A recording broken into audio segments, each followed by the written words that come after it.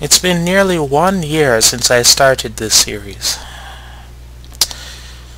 I'm honestly surprised by this, considering how I've always thought that I wouldn't last for 5 videos without either crapping out or being spammed into oblivion by random people for not having some sort of degree in journalism or 20 fighting game tournament championships under my belt or some other sort of legitimate proof for me to hide behind when I state my opinions.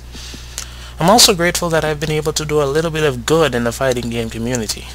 A whopping 2 people, count them, dois, 2 people have commented on my videos that they would consider checking out 2 games that I covered, those games being Project Justice and Urban Reign. I have officially exceeded all of my expectations for this series, and I can die happy in any horrific manner that comes to mind. And yet, the fact that I've only covered 22 games in close to a year's time is a distressing reminder of my own mortality. In the process of covering all of these titles, I've gone over 3 times as many games. Games which were, unfortunately, designed far too poorly to meet even my lax standards. Yea, there are plenty of seemingly decent fighters that still manage to handle worse than the Slam Masters series, and basically boil down to a button-mashing charge fest with oceans of text to navigate through in order to gain access to a half-decent but overpowered character. The videos that I've made are only the tip of the iceberg. I haven't even covered a fraction of the games that I want to, and I'm sure that there are many games beyond those which are worth discussing that I haven't found yet. And as if that wasn't bad enough, I haven't even squashed the main issue that Fighting Gems was created to counteract. That, despite what most people think, Street Fighter II didn't invent the fighting genre. And don't think that I'm exaggerating the situation to create a false sense of purpose, because I'm completely serious when I say that it's a common mistake with serious problems. For example, I cannot tell you all how many times I've had to explain that Street Fighter II is a sequel to a fighting game called Street Fighter, but I believe that the exact number would reach well into the 100,000s, and I know that is one of the issues that slowly picks away at my faith in humanity. I mean, honestly, one man I've met actually said, without a hint of sarcasm, that he thought it was a video game tie-in to The Street Fighter, and was dismayed by the lack of Studley Sonny Chiba lookalikes or rapist castration minigames. Truthfully, that's only a minor misconception, but it's also one of the dumbest and easiest to solve. There are much worse ideas about the series floating around, and they basically revolve around lack of public knowledge. So, I figure that if I'm going to go any further with these videos, I have to powerbomb the 2 800-pound gorillas in the room. Now granted, it's not fair of me to get technical and say that people should have been able to figure this out based on the name Street Fighter II alone. It's perfectly acceptable to guess that the first game started out in another genre and just jumped over to fighting in the second installment. I know for a fact that this was the case in parts of the world where there are more copies of Street Fighter 2010 in circulation than there are copies of Street Fighter II. Speaking of which, Capcom's got only a little over a year to create interplanetary warp gates and about a decade to build at least 6 robot masters under the pseudonyms Dr. Light and Dr. Wily. But time will tell whether or not they usher in a new era of technological advances. Anywho, it's a bit of a stretch to say that it's the first fighting game ever made. For starters, there's the small matter of Street Fighter, the first game in the series, which was also a fighting game, and a horrible one at that. Seriously, that game was awful.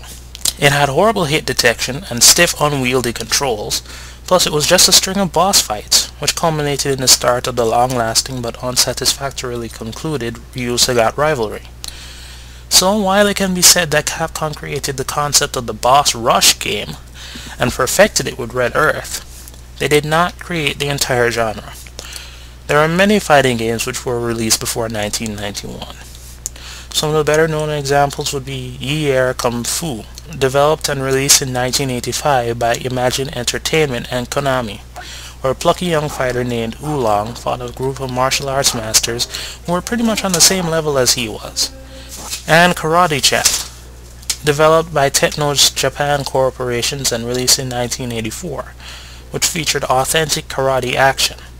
or as accurate as most people could afford in 1984, without either laying down some serious cash or heading down to the adult self-defense course at the community center.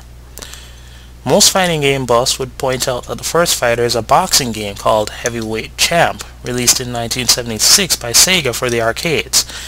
But seeing as how boxing is considered a sport, and is usually classified as a separate type of game in its own genre, I wouldn't count it. No, the earliest game that I could find records of would be Warrior, a vector-based game released by Vector Beam in 1979, just before the company closed its doors. It had stiff controls, because the cabinets were usually built with cheap materials and players had to switch between moving their fighter and swinging their swords. And gameplay consisted solely of moving and then awkwardly swinging their long swords around until they made contact. Although to the game's credit, the animations, limited as they were, did have some serious heft to them. However, there is a certain amount of truth to the idea that Street Fighter II set the standard for the video game industry, although it's anything but positive. See, after Street Fighter II became popular, plenty of companies tried to cash in on craze, which led to a massive glut of fighting games in the 90s. The most egregious offender was Data East, which released Fighter's History for the arcades in 1993. Data East didn't even try to hide that they were playing off of the Street Fighter series, but Capcom promptly sued them.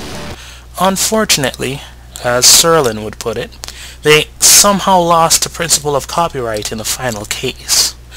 Records of the case show that while some characters had the exact same moves, combos, and overall playing style as their counterparts in Street Fighter II, the court believed that this was a necessary coincidence because, quote, the joystick movements had to match the natural movements of the player in order to be commercially viable, end quote. A claim that anyone who's familiar with SNK's history in Eurasia and their early 90s titles can promptly dismiss as a steaming pile of bull. Nevertheless, the case was thrown out and developers began aping the Street Fighter II formula even before Capcom did, for close to a decade, making only a few changes which could attract customers while remaining the familiarity of jab, low short ×2, fireball,